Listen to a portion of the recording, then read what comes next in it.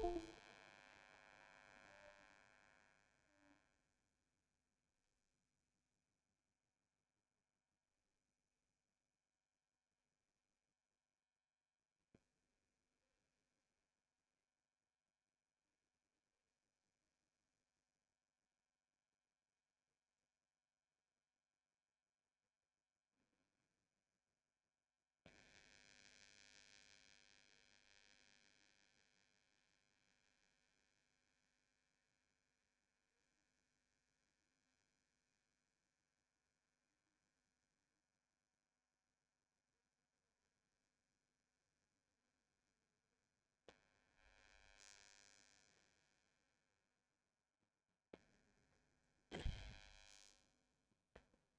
Hello everyone, greetings of the day. मैं Ravi Tiwari and आज के सेशन में हम लोग, जैसा कि प्रीवियस सेशन में डीसी मशीन्स में कम्यूटेशन को इम्प्रूव करने के टेक्निक्स के बारे में हम लोगों ने लर्न किया कि किस तरीके से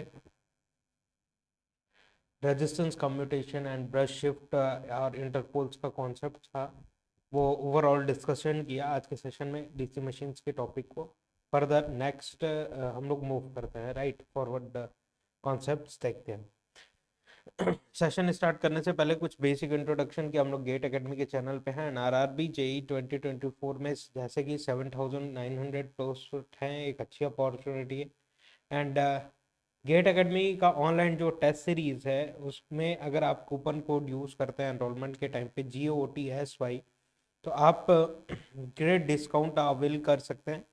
एंड सरप्राइज डिस्काउंट है एंड लिमिटेड टाइम ऑफर है ये। एंड फर्स्ट 50 एनरोलमेंट के लिए ये ऑफर वैलिड है।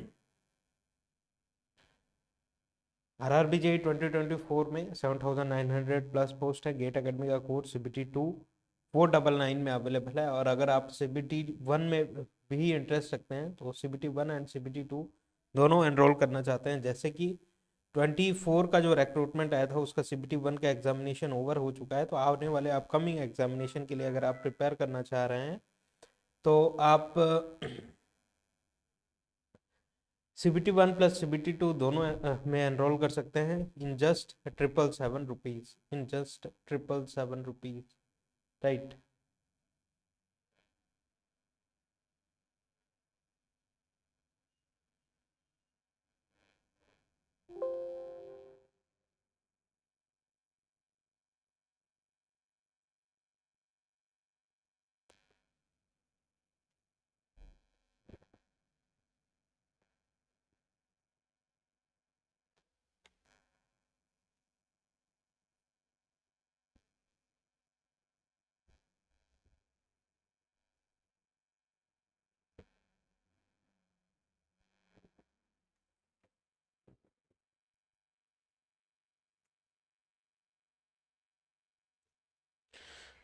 ओके,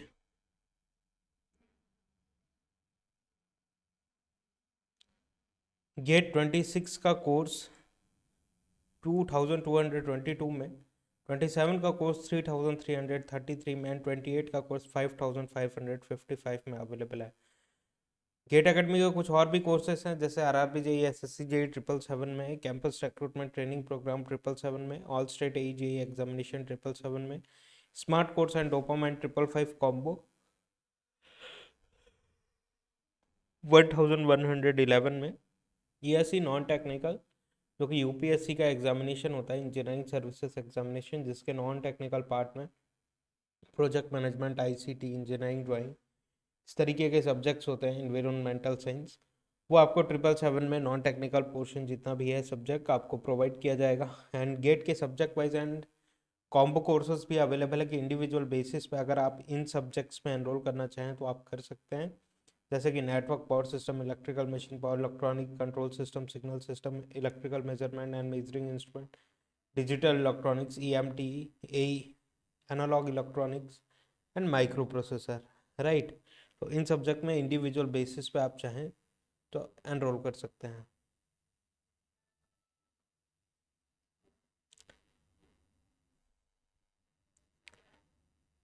उसके लिए आपको गेट एकेडमी की ऑफिशियल वेबसाइट विजिट करनी होगी। गेट एक्सटेंशन फॉर 26 की 25 में आपने एनरोल किया हुआ था 26 में कोर्सेज को एक्सटेंड करना चाह रहे हैं तो 1,500 रुपीज़ पे करके आप 26 के लिए एक्सटेंड कर सकते हैं अपने कोर्सेज को।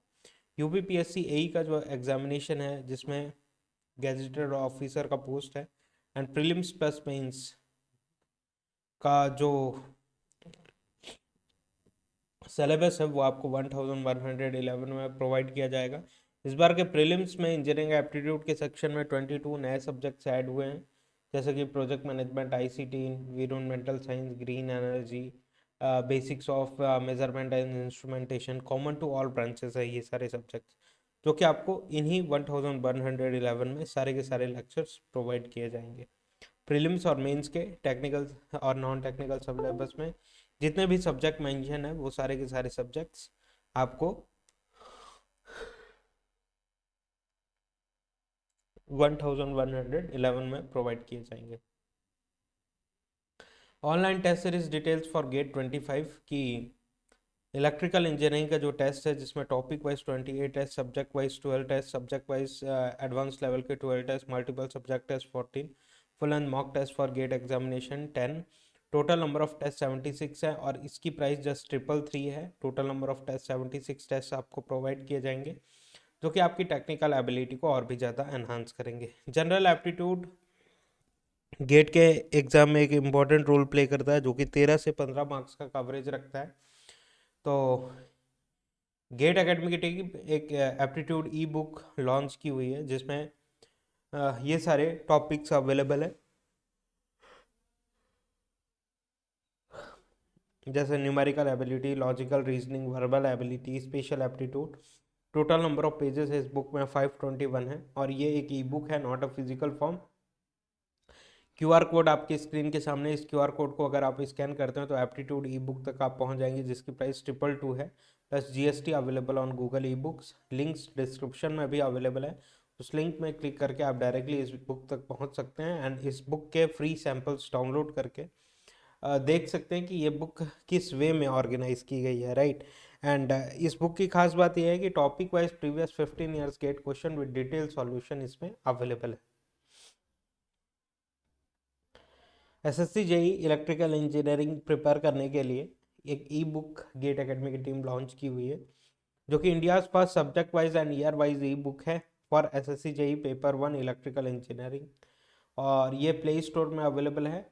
आप लिंक्स आपको डिस्क्रिप्शन में मिल जाएंगे या फिर आप प्ले स्टोर के ई बुक वाले सेक्शन में जाके SSC JE paper 1 electrical engineering type करते हैं तो आप इस ई बुक तक पहुंच जाएंगे और फ्री सैंपल्स आप डाउनलोड कर सकते हैं, देख सकते हैं कि किस तरीके से ये बुक ऑर्गेनाइज की गई है। India first subject wise and year wise e book का कॉम्बिनेशन, कि बोथ सब्जेक्ट वाइज भी एंड ईयर वाइज भी सेम ही एक ही बुक में कंबाइंड बेसिस पे आपको प्रोवाइड किया जाएगा, जो कि आपकी टेक्निकल एबिलिटीज़ को और भी ज़्यादा एनहांस करेगा, राइट। तो चलिए आज के सेशन में हम लोग मूव करते हैं और लास्ट सेशन में डीसी मशीन्स में डिस्कस कर रहे थे हम लोग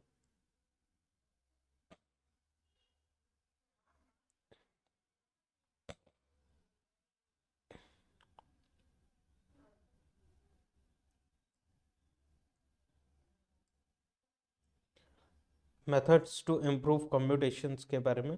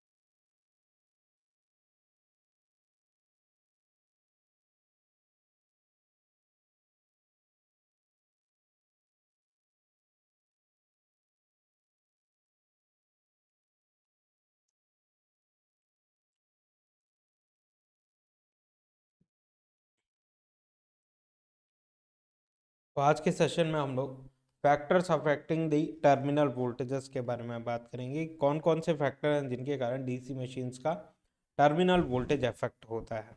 तो let us discuss. First point जो डिस्कस करते हैं, on no load the armature current is negligible and armature reaction is negligible. जैसे कि आर्मेचर करंट जब नेग्लिजिबल होगा ऑन नो लोड कंडीशन, कि अगर शंट मशीन ड्रॉ किया हुआ है हम लोगों ने, late us draw the shunt machine like this. इस तरीके से शंट मशीन है and this one is armature resistance.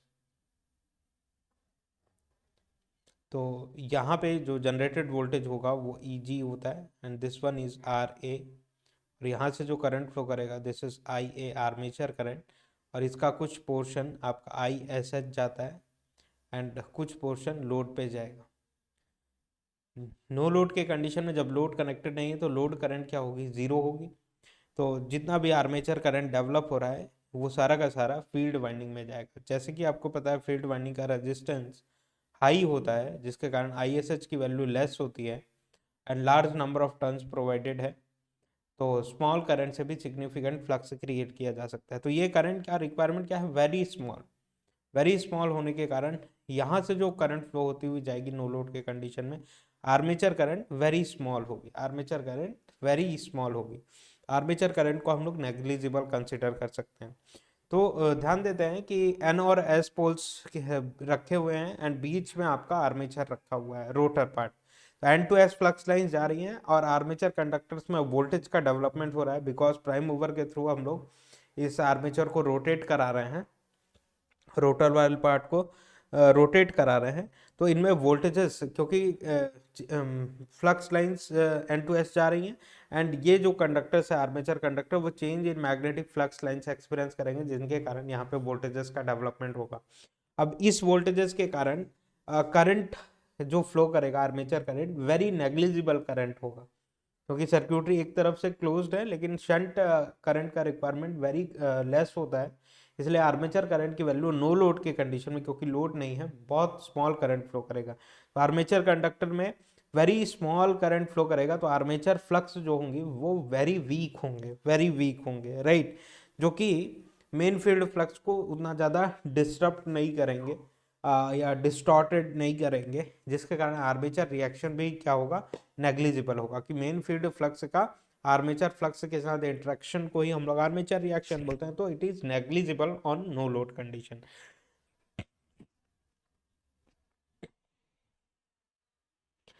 Late no load induced EMF be E naught. No load पे जो वोल्टेजेस इंड्यूस हो रहा है उसको अगर हम लोग ई नॉट लिखते हैं, when the generator is loaded, right, कि जनरेटर को लोड किया हुआ है तब क्या हो रहा है, लोड करंट फ्लो करेगा। अब लोड करंट फ्लो करेगा through the armature, produces armature reaction.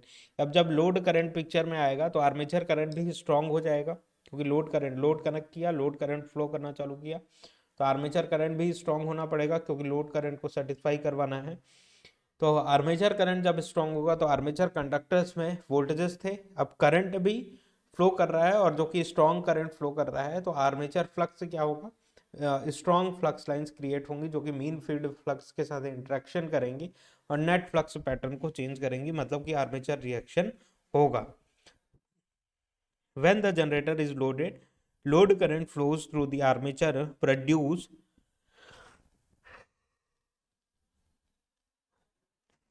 armature reaction effect and slight demagnetization, which reduces the induced EMF to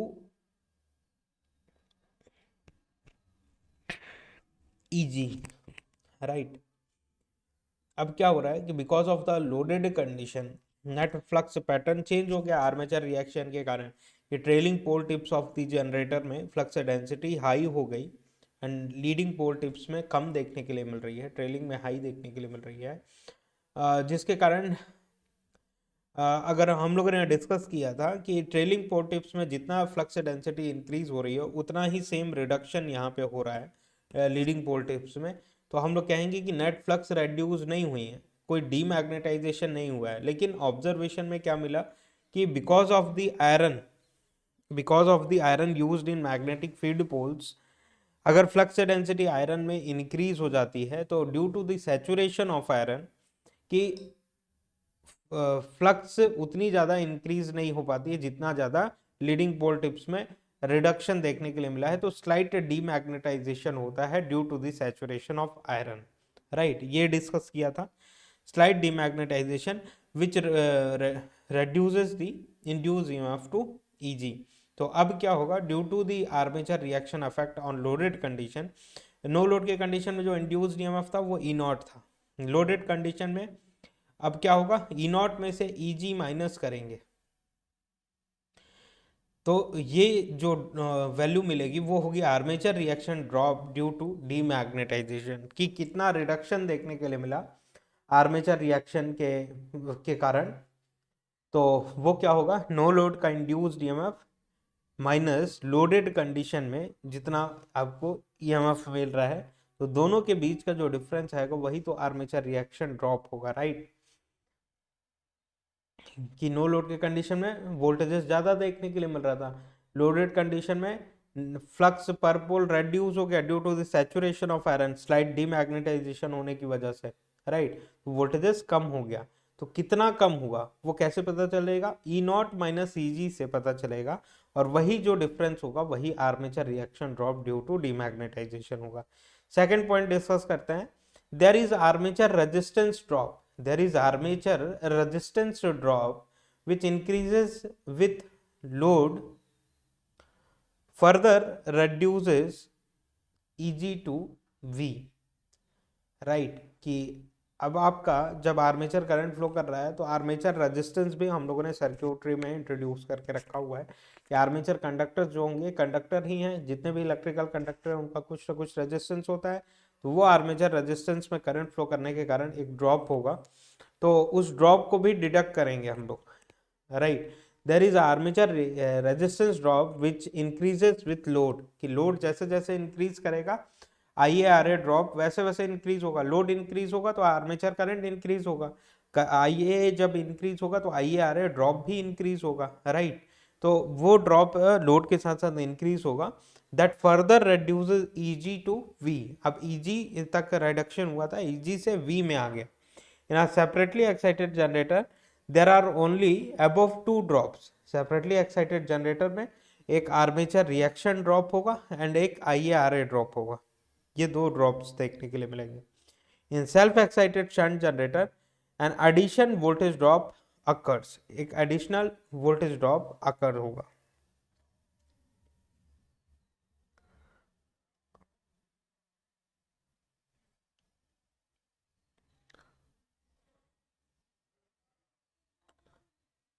Reduction in voltage in turn reduces V itself because the excitation for shunt generator is nothing but terminal voltage, right।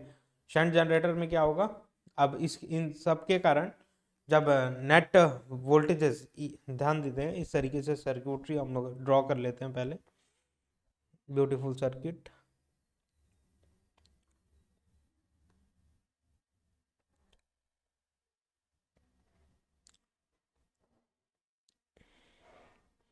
तो let us draw the सर्क्यूटरी है।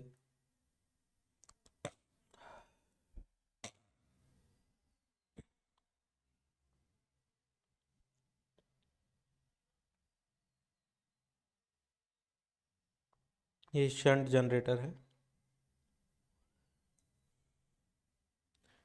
and this one is your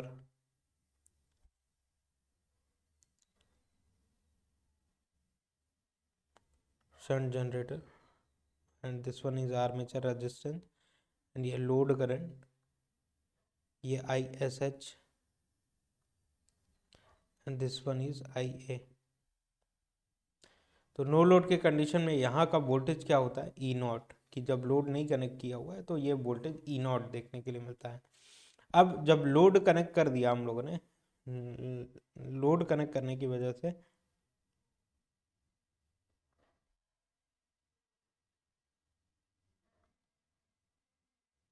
यहाँ पे जब load connect किया हम लोगों ने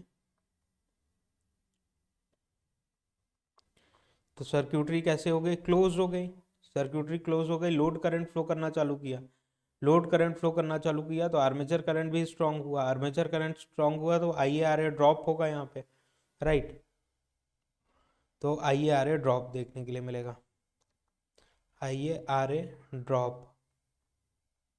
तो अब ई नॉट में से ई नॉट प्लस माइनस, ये ड्रॉप कैसा होगा, प्लस माइनस, और यहाँ का टर्मिनल वोल्टेज प्लस माइनस, इस तरीके से VT लिखा जा सकता है, राइट। तो इस लूप में KVL अप्लाई करिए, तो ई नॉट माइनस IaRa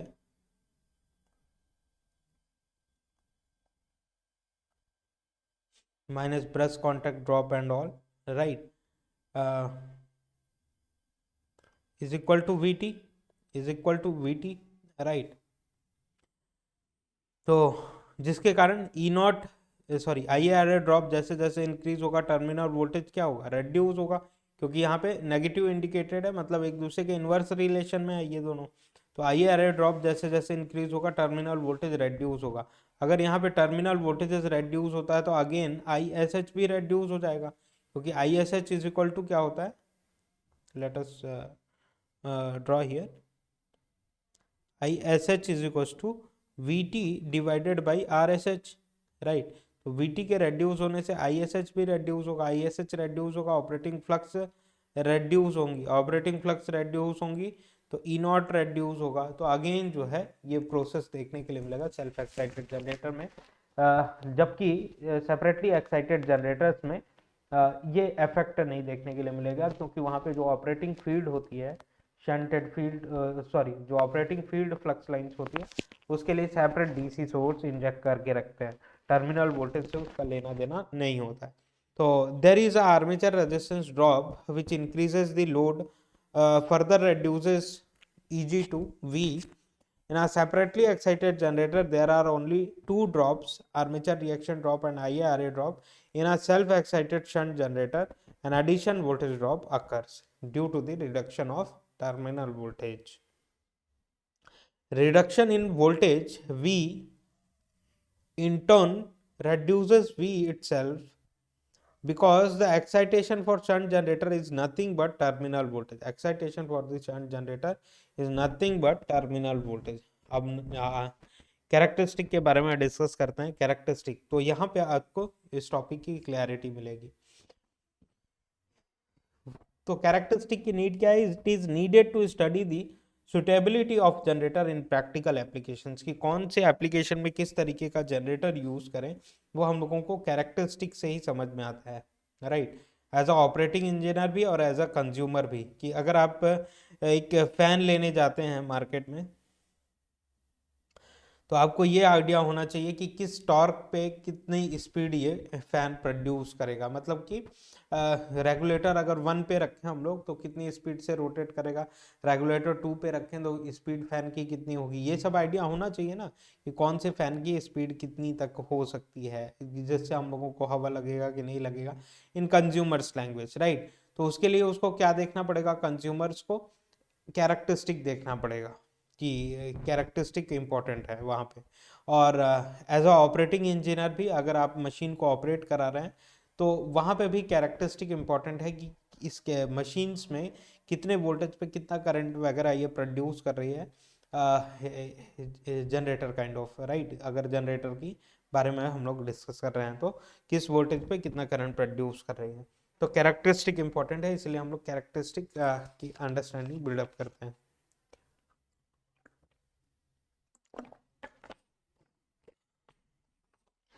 ध्यान देते हैं,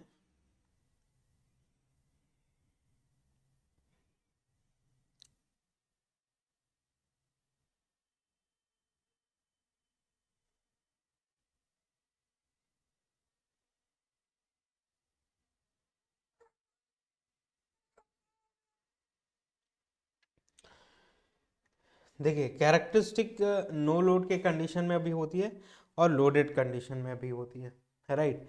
तो नो लोड कैरेक्टरिस्टिक होगा एंड लोडेड कैरेक्टरिस्टिक होगा। नो लोड के कंडीशन में क्या होगा, नो लोड के कंडीशन में जैसे कि लोड नहीं कनेक्टेड है, लोड करंट फ्लो करेगा क्या, नहीं, लोड करंट नहीं फ्लो करेगा।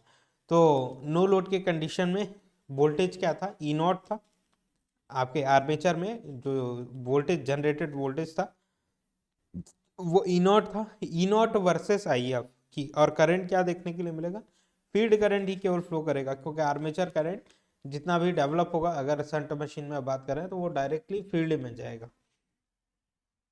तो नो लोड के केस में जो कैरेक्टरिस्टिक होगा वो E naught versus I F के बीच में जो कैरेक्टरिस्टिक ड्रॉ करते हैं, E naught versus I F field current के रेस्पेक्ट में जो कैरेक्टरिस्टिक ड्रॉ करते हैं, इसको हम लोग नो लोड कैरेक्टरिस्टिक के नाम से जानते हैं। और लोड कैरेक्टरिस्टिक में both internal and external characteristic होता है। इंटरनल मतलब कि मशीन के इनसाइड क्या हो रहा है, तो इंटरनल कैरेक्टरिस्टिक जो है वो ऑपरेटिंग इंजीनियर के लिए इंपॉर्टेंट होता है, जबकि एक्सटर्नल कैरेक्टरिस्टिक कंज्यूमर्स के लिए इंपॉर्टेंट होता है कि किस वोल्टेज पे किस तरीके का करंट प्रोड्यूस करेगी मशीन और अपने रिक्वायरमेंट को फुलफिल कर पाएगी या फिर नहीं कर पाएगी। मोटर पॉइंट ऑफ व्यू से अगर हम लोग बात करें, और जनरेटर में तो क्या है, जनरेटर्स कंज्यूमर्स नहीं यूज़ करते हैं, वो एंटरप्रेन्योर्स यूज़ करते हैं, राइट। तो डीसी का सिस्टम वैसे ही विलुप्त हो चुका है। अभी हम लोग एसी जनरेटर्स जहाँ पे भी यूज़ कर रहे हैं एसी जनरेटर्स ही यूज़ कर रहे हैं। तो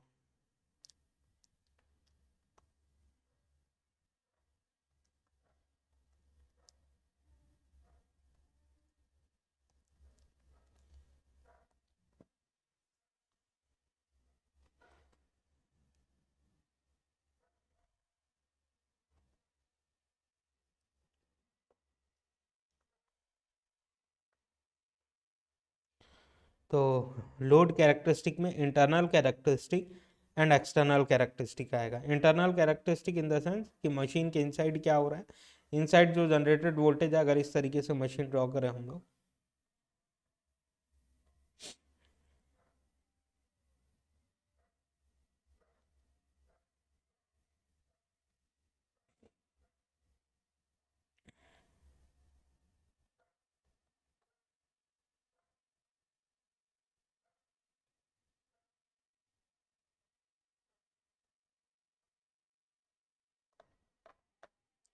तो E naught versus I F का जो कैरेक्टरिस्टिक होता है वो नो लोड के कंडीशन में हम लोग ऑब्जर्व करते हैं। लोडेड कंडीशन में भी इंटरनल एंड एक्सटर्नल कैरेक्टरिस्टिक आता है। इंटरनल मतलब मशीन के इनसाइड क्या हो रहा है, तो ईजी के रेस्पेक्ट में, इस जनरेटेड वोल्टेज के रेस्पेक्ट में आई एफ का क्या कैरेक्टरिस्टिक है, या फिर आई एफ के रेस्पेक्ट में ईजी का क्या कैरेक्टरिस्टिक है, एंड एक्सटर्नल कैरेक्टरिस्टिक में वीटी के रेस्पेक्ट में, सॉरी लोड करंट के रेस्पेक्ट में वीटी का क्या कैरेक्टरिस्टिक है, ये एक्सटर्नल कैरेक्टरिस्टिक के अंडर में आता है।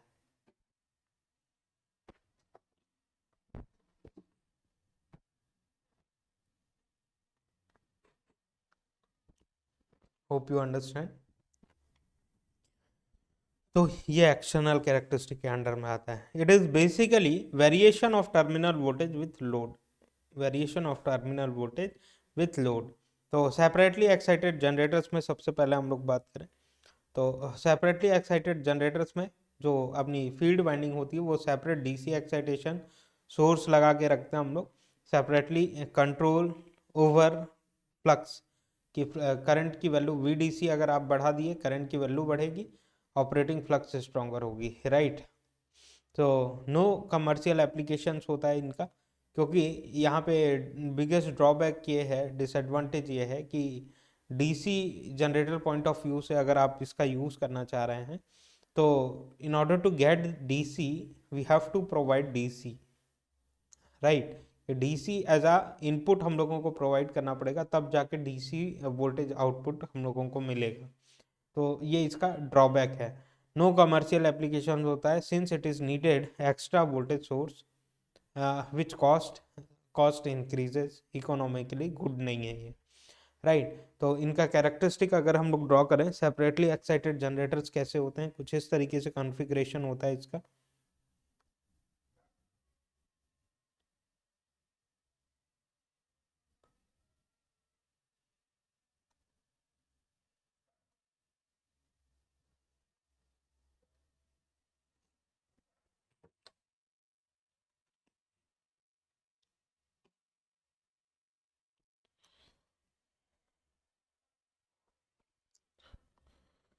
तो ध्यान देते हैं नो लोड के कंडीशन में जो जनरेटेड वोल्टेज है कि वीडीसी आपने इंजेक्ट किया नो लोड के कंडीशन में, और वीडीसी इंजेक्ट किया और प्राइम मूवर के थ्रू इस आर्मेचर को आप मूव करा रहे हैं, तो क्या होगा कि आर्मेचर कंडक्टर्स इस तरीके से मूव करेंगे और यहाँ से फ्लक्स लाइन्स आ रही हैं, तो वोल्टेजेस इंड्यूस होगा। वो इंड्यूस वोल्टेजेस क्या होता है, ई नॉट, जो कि हायर वैल्यू होगी ई नॉट की।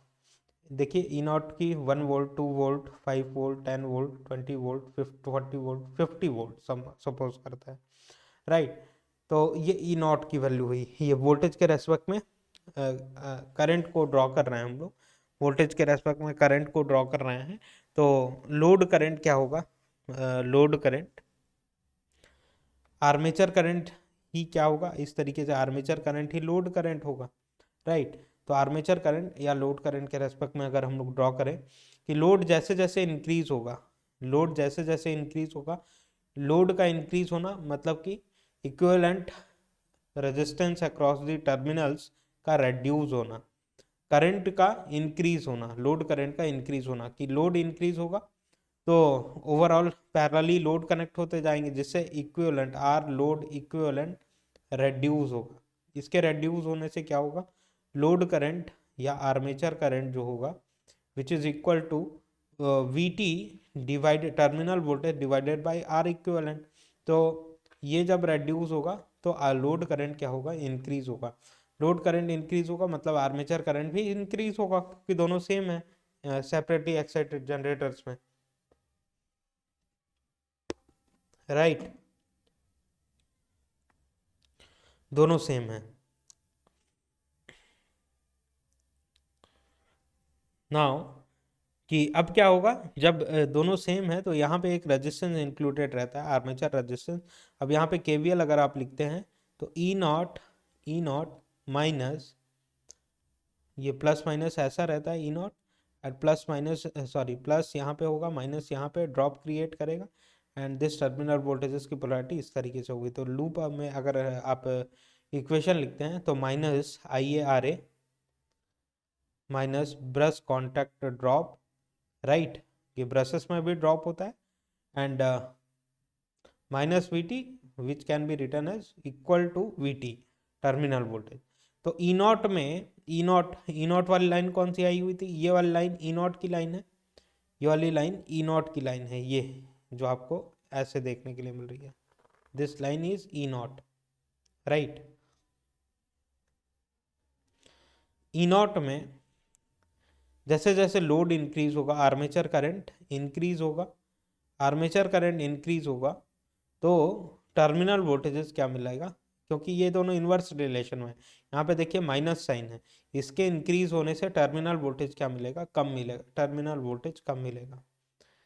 तो टर्मिनल पे जो वोल्टेज मिलेगा वो ई नॉट ना मिलके, अगर लोड करंट जीरो होता नो लोड के कंडीशन में, वीटी की वैल्यू क्या होती at no load, at no load V T is equal to E naught, क्योंकि ये सारे ड्रॉप्स जो होते हैं वो जीरो होते हैं, राइट। लेकिन लोडेड कंडीशन में क्या हो रहा है, आई ए के इंक्रीज करने की वजह से वी टी रेड्यूस हो रहा है, तो टर्मिनल वोल्टेज इस तरीके से रेड्यूस होगा, टर्मिनल वोल्टेज वी जो होगा वी वो इस तरीके से ड्रॉप होगा। ये इन दोनों के बीच का जो डिफरेंस है वो आई आर ए ड्रॉप होगा, एंड ब्रश कॉन्टैक्ट ड्रॉप भी आप लिख सकते हैं, ब्रश कॉन्टैक्ट ड्रॉप, राइट। ये दोनों ड्रॉप को माइनस करने के बाद ये टर्मिनल वोल्टेज हम लोगों को ऑब्जर्व होगा।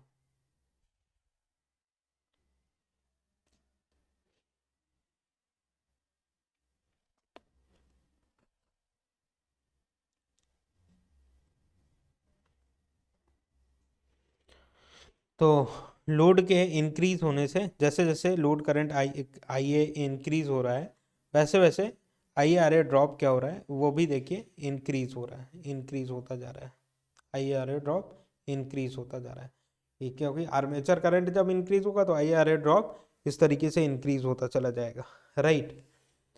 तो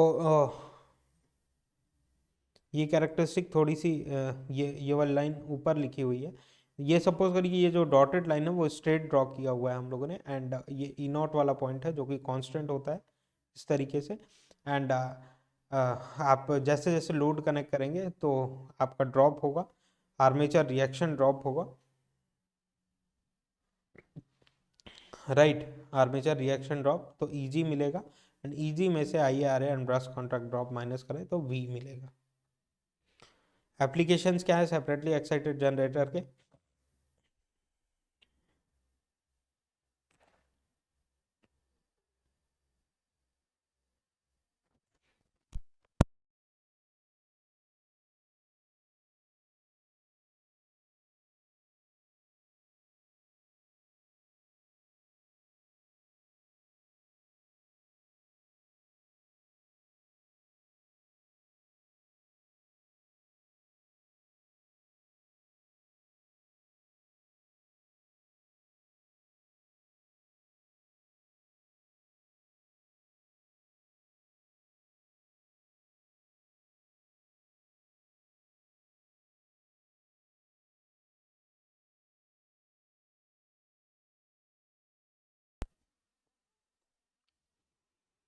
it is not used commercially, commercially इनका यूज़ नहीं करते हैं। It has application in the earlier excitation system, right, earlier excitation system में सेपरेटली एक्साइटेड डीसी जनरेटर हम लोग लगाते थे। इन सिंक्रोनस जनरेटर में जैसा कि फील्ड को एक्साइट करने के लिए हम लोग एक डीसी मशीन यूज़ करते हैं, डीसी जनरेटर यूज़ करते हैं, तो सेपरेटली एक्साइटेड जनरेटर वहाँ पे यूज़ करते थे in order to have the control over the field, right, pilot exciter. It has application in the earlier excitation system in the power plants of AC generators like synchronous generator. Second जो point है, it has special applications in DC power supply.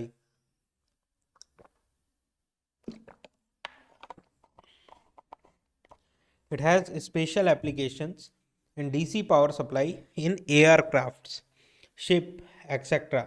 Because of its controllability, कि जिस तरीके से VDC very करें आप तो IDC very होगा, IDC, और यही क्या होता है, लोड करंट होता है आपका, सॉरी फील्ड करंट होता है, और इसी को हम लोग बोलते हैं ISH, ISH वेरी करेगा, राइट। तो जिसके कारण क्या होगा, ऑपरेटिंग फ्लक्स लाइंस वेरी करेंगी, एंड EG क्या होता है, EG हम लोगों ने देखा हुआ था, is directly proportional to N phi, तो फाई अगर वेरी करेगा तो EG भी क्या होगा, वेरी करेगा, राइट। तो कंट्रोलेबिलिटी इसकी अच्छी होती है, therefore it is used in aircraft, ships etcetera, इन सारी चीज़ों में सेपरेटली एक्साइटेड डीसी जनरेटर हम लोग यूज़ करते हैं। और क्या application, it is also used in speed control method named as Ward Leonard speed control. हम लोग आने वाले सेशंस में कवर करेंगे Ward Leonard speed control methodology को, वहाँ पे देखेंगे इनका एप्लीकेशंस, राइट। तो एक बार और फ्रेश डिस्कस करते हैं हम लोग क्या हो रहा है, किस तरीके से कैरेक्टरिस्टिक ऑब्जर्व हुआ हम लोगों को।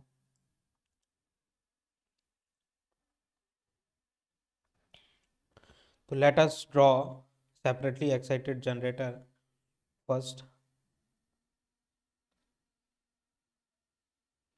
सेपरेटली एक्साइटेड जनरेटर ड्रॉ करें।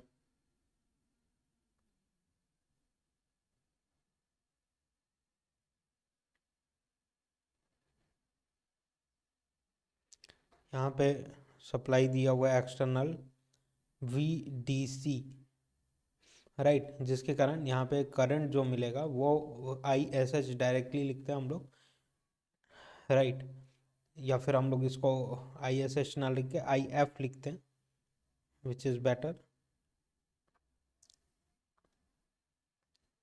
फील्ड करंट, और जिसके कारण यहाँ पे ऑपरेटिंग फ्लक्स लाइन सेटअप होंगी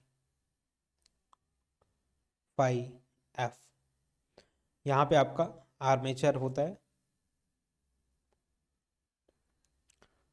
एंड यहाँ पे आर्मेचर रेजिस्टेंस RA, और यहाँ पे जो वोल्टेजेस बिल्डअप होगा, and this one is terminal voltage V, यहाँ पे लोड करंट फ्लो करेगा, एंड यहाँ से आर्मेचर करंट फ्लो करेगा, armature current is equal to load current.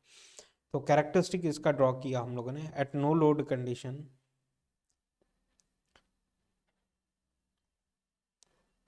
I A ही आई एल होता है। तो नो लोड के कंडीशन में जब लोड करंट क्या है, ज़ीरो है, उस पर्टिकुलर कंडीशन में क्या होगा, वोल्टेज ई नॉट देखने के लिए मिलेगा। क्यों? क्योंकि इसको प्राइम मूवर के थ्रू आप रोटेट करा रहे हैं एनी स्पीड से, फील्ड फ्लक्स लाइंस मिल रही हैं, और ये आर्मेचर अगर रन कर रहा है तो आर्मेचर कंडक्टर में Faraday's law of electromagnetic induction के थ्रू वोल्टेजेस इंड्यूस होगा। इस वोल्टेज को no load induce voltages E naught कहते हैं हम लोग।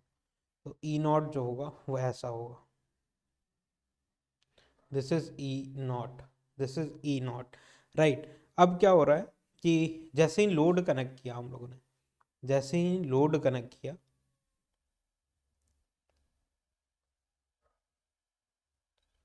जैसे ही लोड कनेक्ट किया, लोड, तो लोड कनेक्ट करने की वजह से सर्क्यूटरी क्लोज हुई, तो आर्मेचर करंट आएगा, आर्मेचर लोड करंट फ्लो करने चालू करेगा। तो ई नॉट में से, ई नॉट में से ये ड्रॉप्स माइनस करेंगे, plus minus I A R A drop minus brush contact drop, तो इसको बी सी डी ऐसा लिखा जा सकता है। ये दोनों ड्रॉप्स माइनस करेंगे तब जाके वी टी या फिर वी मिलेगा हम लोगों को, टर्मिनल वोल्टेज वी,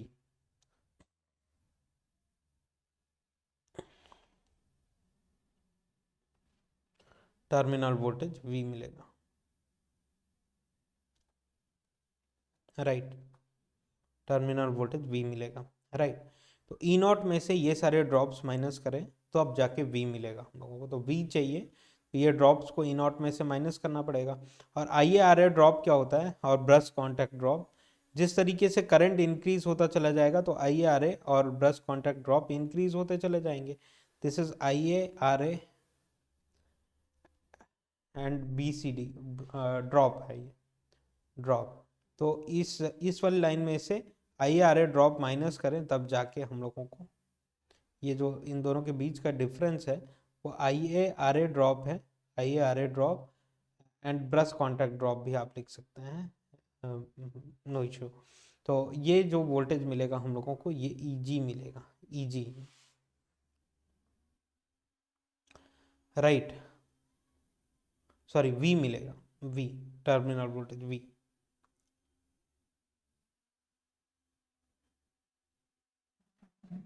वी मिलेगा।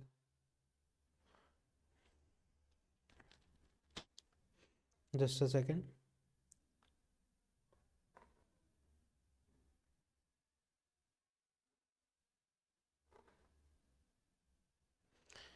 देखिए लोड कनेक्ट किया तो आर्मेचर करंट स्ट्रांग हुई, आर्मेचर कंडक्टर्स में ऑलरेडी वोल्टेजेस है, करंट जब फ्लो करना चालू करेंगी तो आर्मेचर फ्लक्स डेवलप करेंगी जो कि फील्ड फ्लक्स से इंटरेक्ट करेगा, नेट फ्लक्स पैटर्न चेंज होगा, जिसके कारण सम स्लाइट डीमैग्नेटाइजेशन होगा because of the saturation of iron, जिसके कारण नेट फ्लक्स लाइंस रेड्यूस होंगी।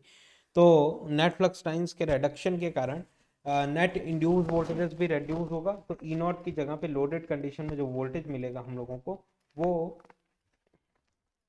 ई जी मिलेगा, generated induce voltage, right, because of armature reaction. E not और ई जी में क्या डिफरेंस है, आर्मेचर रिएक्शन का डिफरेंस है, आर्मेचर रिएक्शन का, क्योंकि नो लोड के कंडीशन में आर्मेचर रिएक्शन नेग्लिजिबल होता है, जैसे ही लोड कनेक्ट करेंगे तो ई नॉट ना मिलके ई जी मिलेगा हम लोगों को।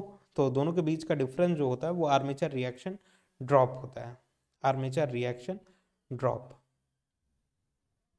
ई नॉट ना मिल के ई जी मिलेगा। अब ई जी में, ई जी में तो ई नॉट ना मिल के ई जी मिलेगा, राइट, ये होगा पहले ई जी, ये इन दोनों के बीच का डिफरेंस जो है वो आर्मेचर रिएक्शन ड्रॉप है, ई जी मिलेगा। और ईजी में ये सारे ड्रॉप्स माइनस करें तब जाके वी मिलेगा। तो ईजी में ये सारे ड्रॉप माइनस करें, I A R A drop minus करें तब जाके टर्मिनल वोल्टेज वी मिलेगा। और आई ए आर ए ड्रॉप क्या होता है, जैसे जैसे करंट इंक्रीज हो रहा है ये ड्रॉप इंक्रीज होते जाएंगे, कि करंट इंक्रीज होगा तो ये ड्रॉप इंक्रीज होते जाएंगे, तो टर्मिनल वोल्टेज क्या होगा, रेड्यूस होता चला जाएगा। ईजी में ये ड्रॉप माइनस करें तो बी मिलेगा। तो ये overall characteristic separately excited generator के केस में डिस्कस किया हम लोगों ने। Hope you understand the point. अब बात करते हैं शंट जनरेटर्स के बारे में। Shunt generators separately excited generator के बारे में डिस्कस किया, अब शंट जनरेटर के बारे में डिस्कस करें हम लोग।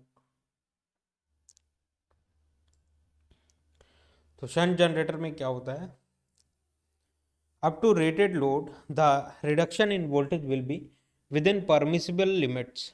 शंट जनरेटर्स में बात कर रहे हैं हम लोग। Up to rated load, same story यहाँ पे भी होगी, no issues. Up to rated load, the reduction in voltage will be within permissible limits, that is low value, but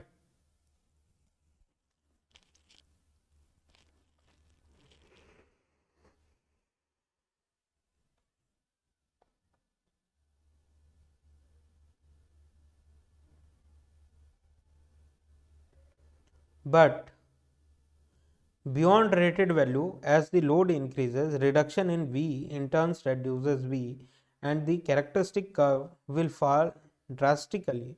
After a breakdown point B, terminal voltage will fall to 0, which is a short circuit condition. Therefore, the operating region is restricted up to 125% of the rated value. तो इसके बारे में हम लोग draw करते हैं इसको और समझने की कोशिश करते हैं शंट जनरेटर का कैरेक्टरिस्टिक जो है। Let us draw shunt generator.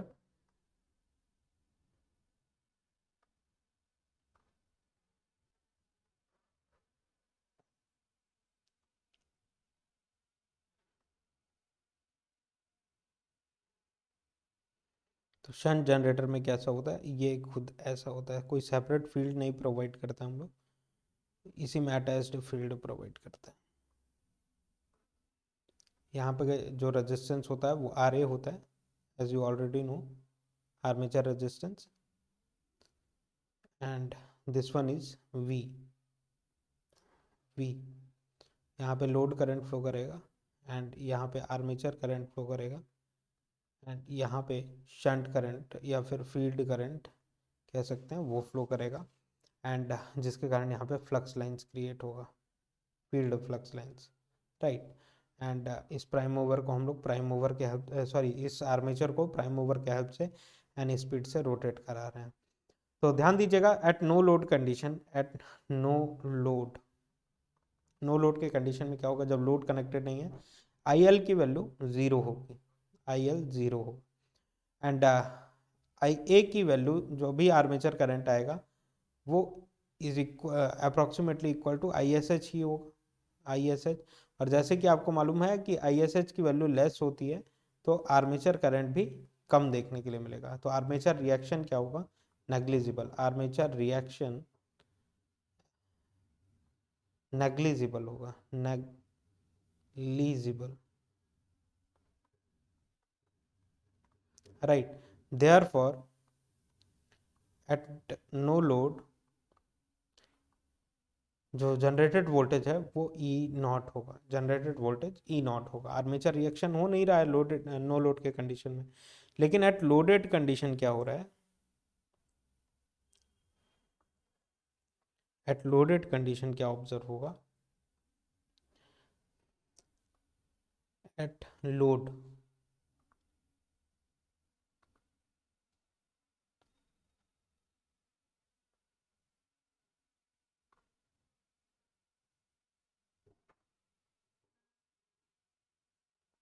Eight load load पे क्या होगा कि जैसे ही लोड कनेक्ट किया हम लोगों ने, तो लोड कनेक्ट करने की वजह से आर्मेचर करंट पिक्चर में आया, राइट। आर्मेचर करंट पिक्चर में आया तो यहाँ पे जो वोल्टेज होगा, पहले क्या था ई नॉट अब चेंज हो जाएगा ई जी में। दोनों के बीच का डिफरेंस क्या होता है, ई नॉट और ई जी के बीच का difference armature reaction drop, right. कि बिकॉज ऑफ दी, क्योंकि कंडक्टर्स में, आर्मेचर कंडक्टर्स में वोल्टेजेस ऑलरेडी अवेलेबल है, क्योंकि फ्लक्स लाइंस देखने के लिए मिल रही है। किस तरीके से वोल्टेज बिल्डअप होता है वो ऑलरेडी हम लोगों ने देख लिया। पहले रेसिडुअल फ्लक्स आएगा, voltage current, and then again current, again some extra flux lines, again rotate हो रहा है, फ्लक्स लिंकेजेस होगा, voltage, and then again current, no load के कंडीशन में। लेकिन तो ई नॉट तक ये पहुंचेगा। लेकिन एट लोडेड कंडीशन क्या ऑब्जर्व हो रहा है, लोडेड कंडीशन में आर्मेचर करंट स्ट्रांग हो जाएंगे आर्मेचर कंडक्टर्स में, तो अपना खुद का फ्लक्स क्रिएट करेगा आर्मेचर फ्लक्स, जो कि फील्ड फ्लक्स से इंटरेक्ट करके नेट फ्लक्स पैटर्न को चेंज करेगा, जिसके कारण because of saturation of iron flux density reduce हो जाएगी, और फ्लक्स डेंसिटी के रेड्यूस होने की वजह से ईजी जो होगा ई नॉट रेड्यूस हो जाएगा ईजी में, ई नॉट रेड्यूस हो जाएगा ईजी में, E naught is change to E G, E G में चेंज हो जाएगा, right, in terms to easy.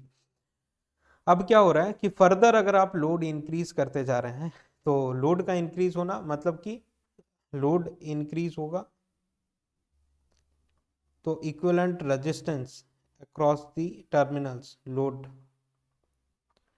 इनका रेड्यूस होना है। ये जब रेड्यूस होगा तो लोड करंट इंक्रीज होगा, लोड करंट इंक्रीज होगा तो क्या देखने के लिए मिलेगा, आर्मेचर करंट इंक्रीज होगा, आर्मेचर करंट इंक्रीज होगा तो आर्मेचर करंट इंक्रीज होगा तो इस मेस में अगर केबीएल लिखते हैं हम लोग तो E G minus I A R A plus brush contact drop minus करने के बाद क्या मिलेगा आपको V। तो जैसे जैसे आर्मेचर करंट इंक्रीज हो रहा है V की वैल्यू क्या हो रही है, रेड्यूस हो रही है, राइट। तो V कैसा होगा, EG में ये ड्रॉप्स माइनस करें तो ये ई नॉट था, ई नॉट में ये ड्रॉप माइनस किया, इन दोनों के बीच का जो ड्रॉप है वो आर्मेचर रिएक्शन के कारण आ रहा है, armature reaction drop, and in दोनों के बीच का जो डिफरेंस है वो किसके कारण आ रहा है, वो आ रहा है IARA ड्रॉप के कारण, IARA ड्रॉप के कारण और ब्रश कॉन्टैक्ट ड्रॉप। तो इन दोनों के बीच का जो ड्रॉप है EG में ये ड्रॉप्स माइनस करने के बाद VT मिलेगा।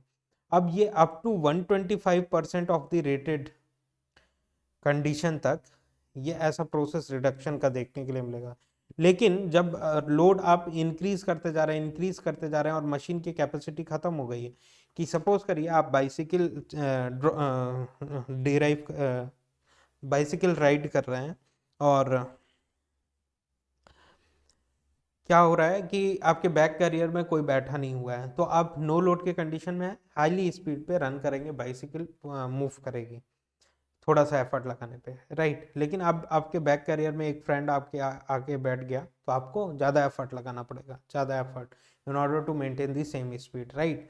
दो फ्रेंड्स आके बैठ गए, बैक कैरियर में लोड इंक्रीज हो गया तो आपको और ज़्यादा एफर्ट लगाना पड़ेगा in order to maintain the same speed, right. तीन फ्रेंड्स आके बैठ गए तो फिर आप लोड अपना एफर्ट इंक्रीज करेंगे, प्राइम मूवर के थ्रू और रोटेट कराएंगे in order to move further, right. लेकिन अब अगर 10 फ्रेंड्स आके बैक कैरियर में आपके बैठ गए तो आपकी कैपेसिटी अब खत्म हो चुकी है कि आप सेम स्पीड पे या फिर बाइसिकल को फर्दर ड्राइव कर सकें या राइड कर सकें, राइट। तो अब आपकी कैपेसिटी खत्म हो गई, आप पैडल आप मूव फर्दर नहीं कर सकते, तो मशीन की कैपेसिटी क्या हो गई, खत्म हो गई।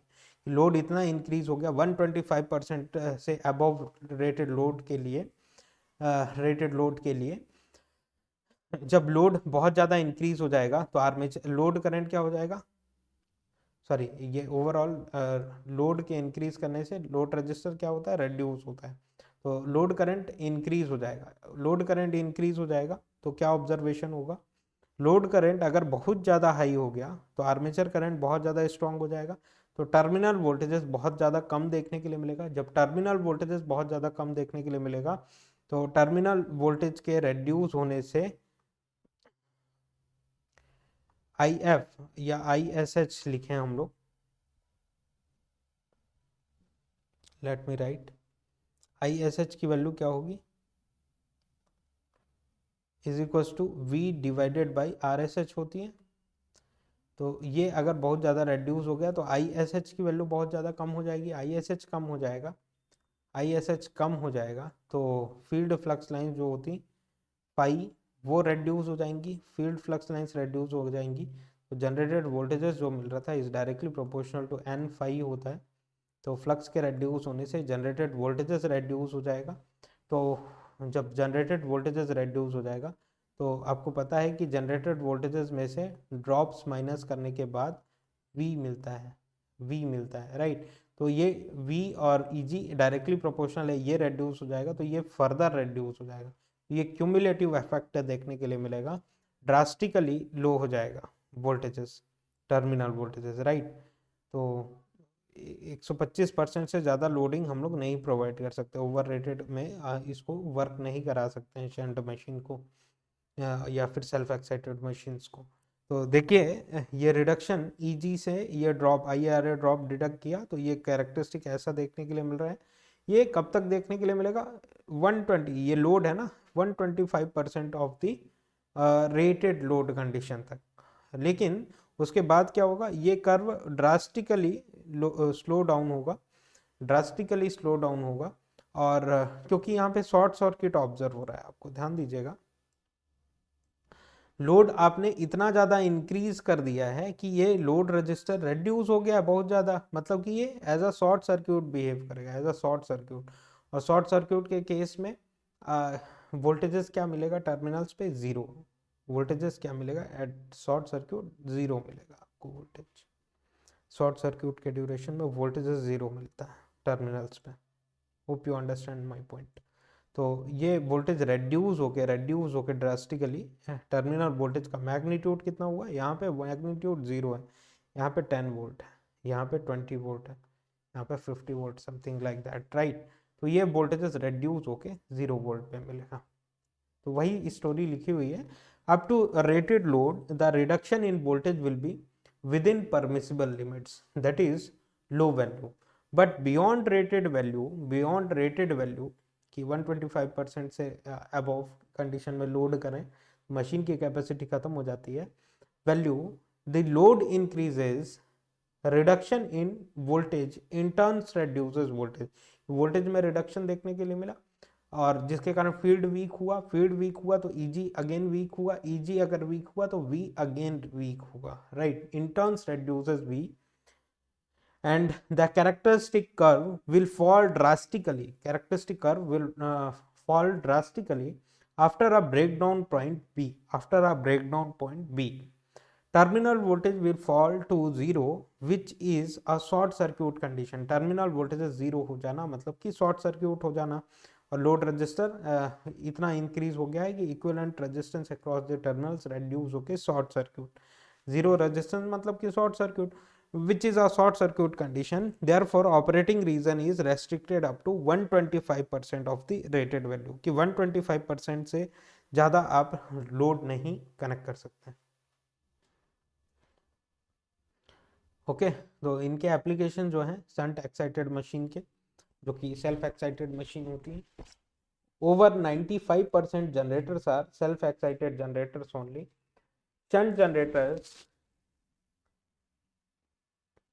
in its operating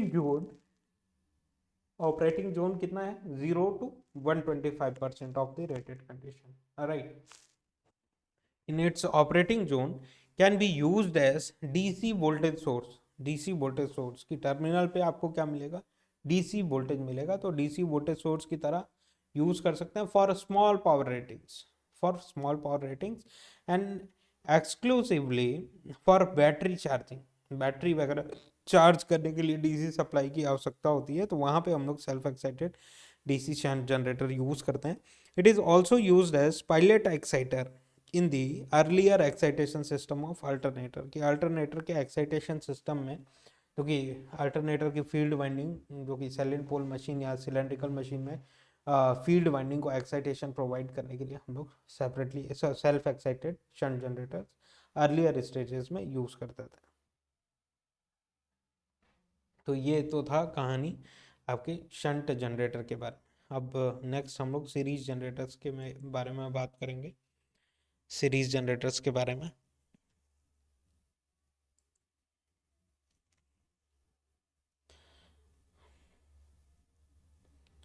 over 95% generators are self excited generators only. तो ये तो डिस्कस कर लिया, सीरीज जनरेटर्स के बारे में बात करते हैं।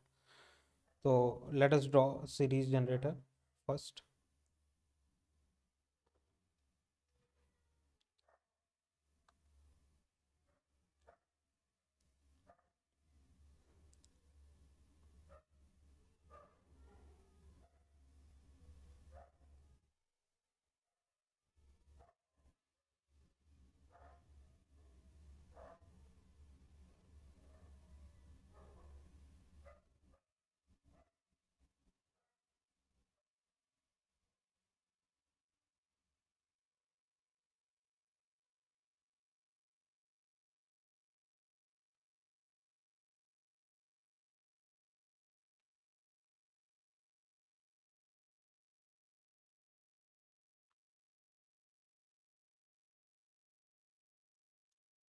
इस तरीके से होती है सीरीज जनरेटर, राइट। ये आपकी series field winding thick wire use करते हैं, राइट। तो इसमें जब करंट फ्लो करता है तो यहाँ पे फ्लक्स लाइंस देखने के लिए मिलती हैं, फील्ड फ्लक्स लाइंस। एंड इसका जो रेजिस्टेंस होता है वो आर एस ई होता है, आर एस सी, ओके। तो इसमें वोल्टेज बिल्डअप का प्रोसेस हम लोगों ने डिस्कस ऑलरेडी किया हुआ था कि स्मॉल रेसिड्यूअल फ्लक्स रहेगा एंड सर्क्यूटरी को क्लोज करके रखेंगे, लोड कुछ ना कुछ लोड कनेक्ट करके रखेंगे जिससे सर्क्यूटरी क्लोज रहे, तो रेसिड्यूअल फ्लक्स है। और इसको एन आरपीएम से through the help of prime mover हम लोग रोटेट करा रहे हैं, एन आरपीएम से through the help of prime mover अगर रोटेट करा रहे हैं तो ये आर्मेचर रोटेट कर रहा है, तो जो कि change in magnetic flux lines experience होगा इन कंडक्टर्स में, तो वोल्टेज इंड्यूस होगा। वोल्टेज इंड्यूस है तो अगर करंट सॉरी क्लोज्ड सर्क्यूटरी है, लोडेड कंडीशन में है, स्लाइट लोड कनेक्ट करके रखते हैं, डीसी मशीन को कभी भी ओपन सर्किट नो लोड के कंडीशन में ऑपरेट नहीं करते हैं, कुछ रीजंस हैं जो कि हम लोग डिस्कस करेंगे। तो कुछ लोड कनेक्ट करके रखा हुआ है तो यहाँ पे कुछ करंट फ्लो करेगा क्योंकि सर्क्यूटरी क्लोज है, लोड कनेक्टेड है, तो आर्मेचर करंट फ्लो करेगा। आर्मेचर करंट जो कि थोड़ा सा करंट होगा वो आपके फील्ड वाइंडिंग से होता हुआ लोड में जाएगा, तो फील्ड वाइंडिंग से होता हुआ जाएगा जिसके कारण क्या होगा, फील्ड फ्लक्स लाइंस और स्ट्रांग होंगी, और ज़्यादा वोल्टेजेस डेवलप होगा, और ज़्यादा करंट, और ज़्यादा फ्लक्स, और ज़्यादा वोल्टेज, राइट। तो जिसके कारण ये कैरेक्टरिस्टिक इस तरीके से देखने के लिए मिलेगा कि आर्मेचर करंट यहाँ पे क्या था, zero, right. Armature current zero था। तो जीरो आर्मेचर करंट पे कौन सा रेसिड्यूअल फ्लक्स था, रेसिड्यूअल फ्लक्स के कारण रेसिड्यूअल इंड्यूस वोल्टेजेस देखने के लिए मिल रहा था। एंड ये जैसे जैसे आर्मेचर करंट स्ट्रांग हो रहा है, ये क्या कर्व इस तरीके से इंक्रीज हो रही है एंड सैचुरेशन में ये सैचुरेट हो जाएगी कुछ इस तरीके से, क्योंकि फ्लक्स क्या हो जाएंगे, जो फील्ड वाइंडिंग में करंट जा रहा है वो जैसे जैसे इंक्रीज होगा फील्ड फ्लक्स लाइन स्ट्रांग होंगी, कब तक, जब तक आयरन सैचुरेट ना करें।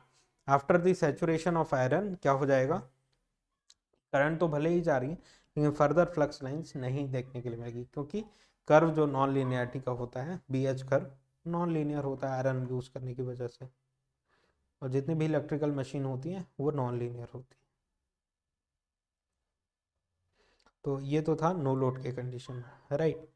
As the load increases the series flux increases, as load जैसे इंक्रीज होगा, लोड का इंक्रीज होना, net equivalent impedance across the terminals का रिड्यूस होना, लोड करंट का इंक्रीज होना जो कि सीरीज करंट भी में भी जा रहा है, फील्ड वाइंडिंग में भी जा रहा है, तो उस करंट का इंक्रीज होना, वो करंट अगर इंक्रीज होगा तो सीरीज फ्लक्स लाइन से स्ट्रांग होंगी।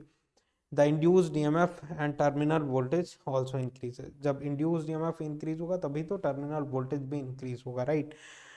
Series generator have rating voltage sorry rising voltage characteristic which are not at all suitable for ordinary power supplies, ordinary power supplies में यूज नहीं करते हैं, but use they were used as boosters in DC distribution system। जिस तरीके से AC में booster का काम करता है आपका ट्रांसफॉर्मर्स की वोल्टेजेस अगर रिड्यूस हो गए, बूस्टर ट्रांसफार्मर लगा के हम लोग वोल्टेजेस को बूस्ट अप कर सकते हैं। सिमिलरली डीसी सीरीज जनरेटर जो है वो डीसी एक्साइटेशन सिस्टम में, सॉरी डीसी सिस्टम में, सप्लाई सिस्टम में एज अ बूस्टर वोल्टेज की तरह यूज किया जाता है कि सीरीज जनरेटर लगा के वोल्टेजेस को राइज कर सकते हैं हम लोग, बूस्ट कर सकते हैं, राइट। तो ये कैरेक्टरिस्टिक हुआ इसका। एंड क्यूमुलेटिव कंपाउंडेड जनरेटर जो है उसके बारे में आप लोग खुद से एक बार प्रैक्टिस करिए एंड देन सोचिए उनके बारे में, और तब जाके ये सेशन कंटिन्यू करिएगा, राइट। आप लोग एक बार ट्राई करिए आपसे हो रहा है कि नहीं, देन इस टॉपिक को कंटिन्यू करते हैं हम लोग। तो 1 सेकंड के ब्रेक के बाद हम लोग सेशन कंटिन्यू करते हैं, 1 मिनट के ब्रेक के बाद, राइट। तब तक आप लोग एनालाइज करिए इसको।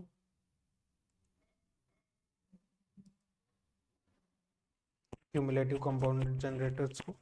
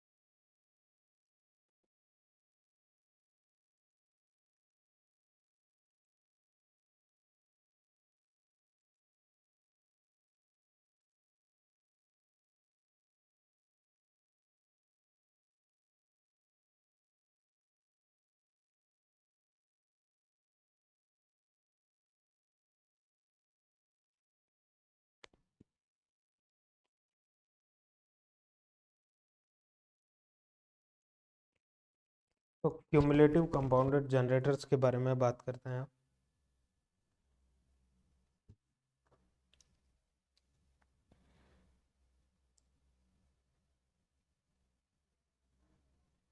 तो सेम है,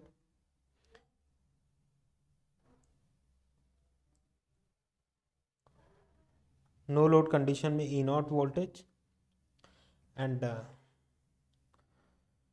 लोडेड कंडीशन में ईजी आपको देखने के लिए मिलेगा, इंटरनल इंड्यूस वोल्टेजेस, और इन दोनों के बीच में जो ड्रॉप्स होते हैं वो होंगे, राइट। एंड फर्दर जो है आई आर ए ड्रॉप डिटेक्ट करने के बाद आर्मेचर रिएक्शन का डिफरेंस होगा इन दोनों के बीच में, आर्मेचर रिएक्शन ड्रॉप का, and E G and V दोनों के बीच का जो गैपिंग होगा वो आपका कवर करेगा आई ए आर ए ड्रॉप और ये सारे drops, right.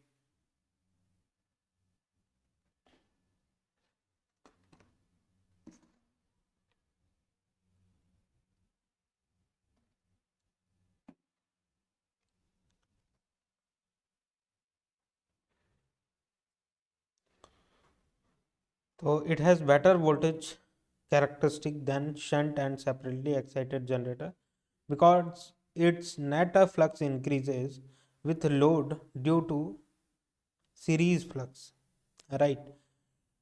If that series flux is adjusted exactly to compensate the all drops, compounding हम लोगों ने देखा हुआ था जिसमें डिस्कस किया था all those things, adjusted exactly to compensate the all drops, the terminal voltage at full load equals to no load induced EMF, and the generator is known as flat or level compound generator.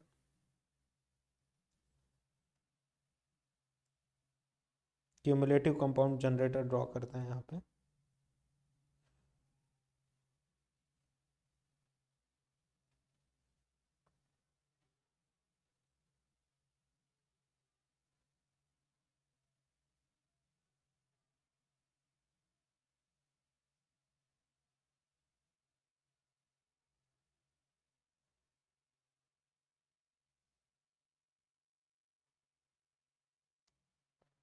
तो यहाँ पे क्या हो रहा है कि armature current के कारण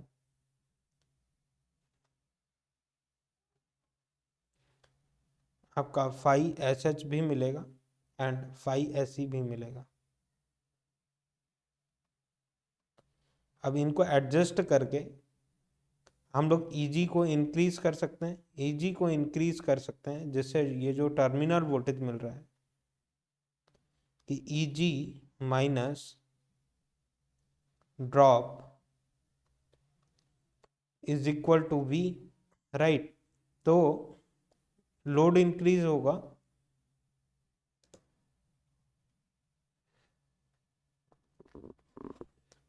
लोड के इंक्रीज होने की वजह से ये सारे ड्रॉप से इंक्रीज होंगे, ड्रॉप इंक्रीज होने की वजह से टर्मिनल वोल्टेजेस रेड्यूस हो जाएगा। अब हम लोग फील्ड को एडजस्ट करके ईजी इंक्रीज करेंगे जिससे इसमें जितना रिडक्शन हुआ है वो कंपनसेट किया जा सके एंड वोल्टेज प्रोफाइल मेंटेन किया जा सके। तो इसको फ्लैट भी बना सकते हैं, फ्लैट या लेवल कंपाउंड, और इसको ओवर कंपाउंड भी बना सकते हैं और अंडर कंपाउंड भी बनाया जा सकता है।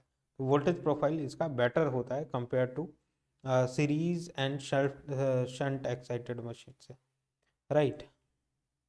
तो V naught is equal to E naught, flat और कंपाउंड कहलाएगा, V greater than E naught over compound कहलाएगा, V less than E naught under compound कहलाएगा, जैसे कि आपको ऑलरेडी बताया।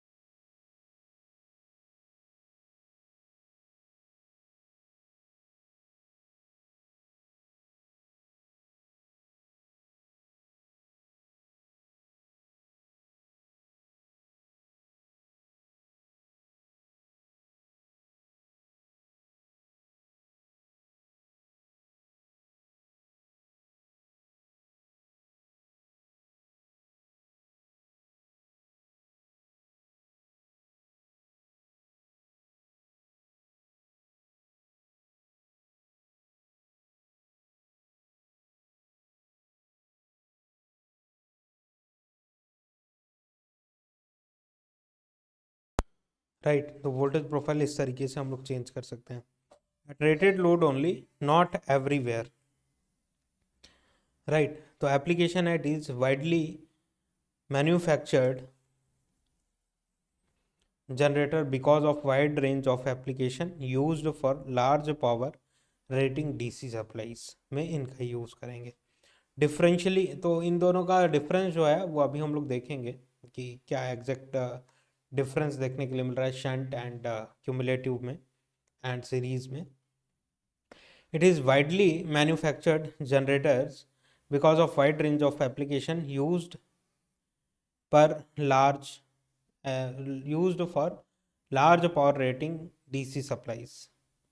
डिफरेंशियली कंपाउंडेड जनरेटर्स के बारे में बात करें तो डिफरेंशियली कंपाउंड में क्या होता है कि फील्ड फ्लक्स नहीं, शंट फील्ड सीरीज फील्ड एक दूसरे को कैंसिल करते हैं। जैसे शंट फील्ड ज़्यादा डोमिनेटिंग होता है तो नेट फ्लक्स रेड्यूस हो जाता है, राइट। नेट फ्लक्स का reduction total flux is equal to phi S H minus phi S C होता है and phi naught is equal to phi S H. No load के कंडीशन में जो flux होता है वो केवल फाई एस एच के कारण होता है, क्योंकि फाई एस सी के कारण कोई फ्लक्स नहीं देखने के लिए मिलेगा नो लोड के कंडीशन में। तो ये एज अ नो लोड के कंडीशन में एज अ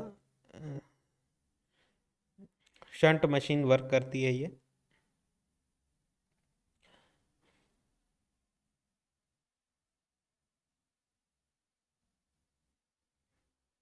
लोड इंक्रीज करने की वजह से टोटल फ्लक्स रेड्यूस होगा एंड ईजी जो होगा वो रेड्यूस होगा, राइट। तो ई नॉट नो लोड के कंडीशन में E naught and loaded condition में लोड जैसे जैसे इंक्रीज हो रहा है टर्मिनल वोल्टेज रेड्यूस हो रही है। To limit the welding current, right, welding current welding applications में इनका यूज़ करते हैं which resembles a short circuit, क्योंकि वेल्डिंग का जो एप्लीकेशन होता है वो low voltage high current application है, low voltage high current application है।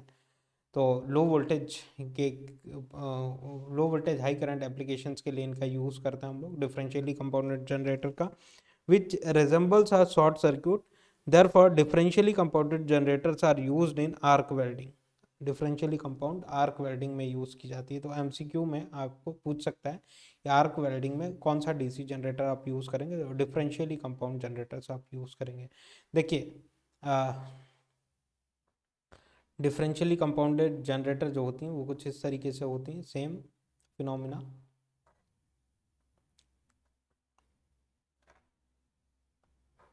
नो लोड के कंडीशन में आर्मेचर करंट फ्लो किया, ईजी है, आर्मेचर करंट फ्लो करेगा एंड थोड़ी सी फ्लक्स लाइन्स यहाँ पे आएंगी जो कि अपोज करेंगी एंड फ्लक्स लाइन्स यहाँ पे देखने के लिए मिलेगी। ये लॉन्ग शंटेड है एंड शॉर्ट शंटेड भी आप डिस्कस कर सकते हैं, शॉर्ट शंटेड।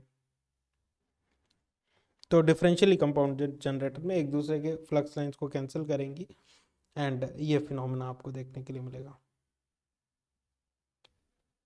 राइट। जैसे नेट फ्लक्स लोड के इंक्रीज होने से नेट फ्लक्स रेड्यूस होगा एंड जनरेटेड वोल्टेज रेड्यूस होगा, तो ये फिनोमेना ऑब्जर्व होगा। आर्क वेल्डिंग में इनका यूज़ करते हैं। सारे के सारे कैरेक्टरिस्टिक को एक जगह पे ड्रॉ करके रखा हुआ है हम लोगों ने, जिससे अंडरस्टैंडिंग बिल्डअप की जा सके।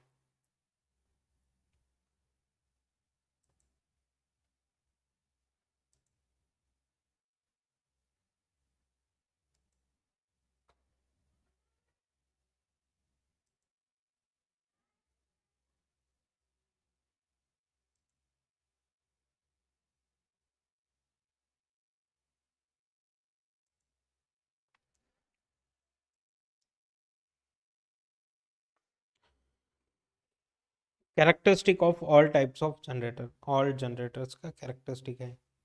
तो देखिए नो लोड वोल्टेजेस यहाँ पे देखने के लिए मिल रहा है, this is no load voltage and आपका सीरीज जनरेटर में इस तरीके से राइजिंग कैरेक्टरिस्टिक आपको इस तरीके से कैरेक्टरिस्टिक दे देगा एंड इन्वेस्टिगेट करने के लिए बोलेगा कि बताइए कौन सा कैरेक्टरिस्टिक किस जनरेटर का है।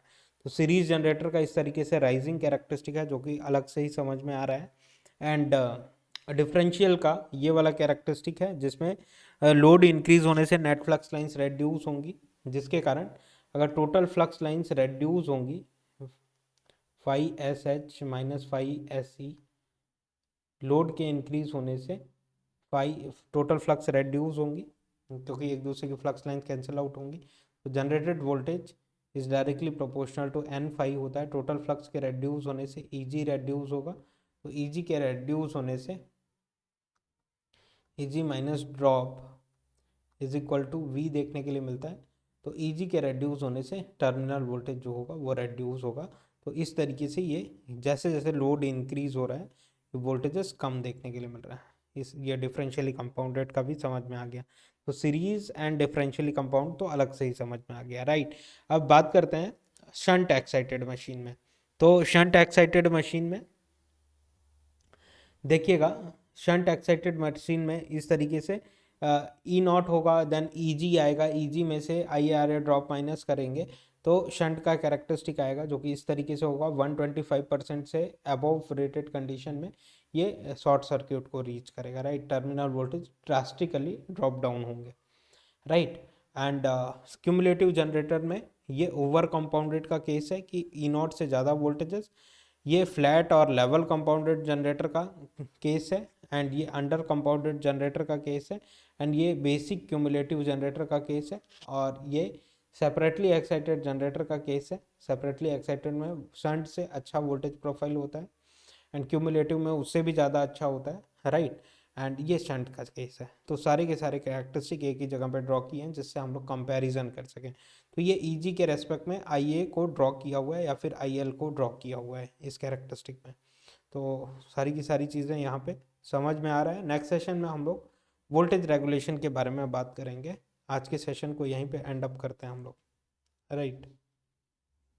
जस्ट अ सेकेंड, एक सेकेंड, क्लास कंटिन्यू करते हैं हम लोग।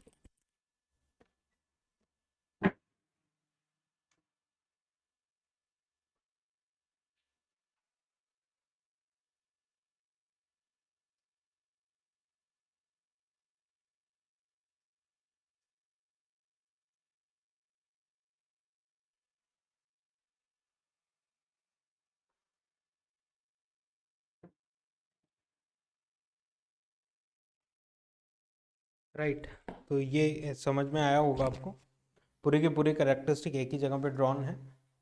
Series, shunt, basic, cumulative, under compounded, flat और level compounded, over compounded, and separately excited machine, shunt excited machine. आपको ये याद रखना है कि सबसे अच्छा वोल्टेज प्रोफाइल होता है क्यूमुलेटिव का, बेसिक क्यूमुलेटिव, एंड देन इससे लोअर पे रहेगा आपका सेपरेटली, इससे लोअर पे रहेगा शंट। ये चीज़ आपको माइंड में रखनी है जिसके थ्रू आप कैरेक्टरिस्टिक पहचान पाएंगे। और सीरीज और डिफरेंशियल का तो आपको पता ही है, राइट। तो ये आज का डिस्कशन यहाँ पे ओवर होता है। नेक्स्ट सेशन में voltage regulation of DC machine के बारे में बात करेंगे। आज का सेशन यहीं पे कंक्लूड करते हैं हम लोग। तो ओवरऑल डीसी मशीन्स के जनरेटर्स के वोल्टेज प्रोफाइल के बारे में आज के सेशन में एनालिसिस किया हम लोगों ने कि सेपरेटली एक्साइटेड मशीन में किस तरीके का वोल्टेज प्रोफाइल होगा, एंड ई नॉट और ई जी के बीच में क्या डिफरेंस होता है, ई जी और वी के बीच में क्या डिफरेंसेस होता है, ये सारा का सारा चीज़ें एनालिसिस किया। सेपरेटली एक्साइटेड के बाद हम लोगों ने शंट मशीन की एनालिसिस की, कैरेक्टरिस्टिक देखा, देन सीरीज का देखा, एंड देन क्यूमुलेटिव का देखा कि किस तरीके से ओवर, फ्लैट और लेवल कंपाउंड और बेसिक क्यूमुलेटिव ऑपरेशन हम लोग ले सकते हैं एक ही जनरेटर से। एंड देन उसके बाद में डिफरेंशियल कंपाउंडेड जनरेटर का कैरेक्टरिस्टिक ड्रॉ किया जिसके थ्रू ये पूरा का पूरा सेशन कंक्लूड किया हम लोगों ने। ये कैरेक्टरिस्टिक इंपॉर्टेंट है in order to solve the questions, right. कि आपको एग्जामिनेशन में कुछ क्या कर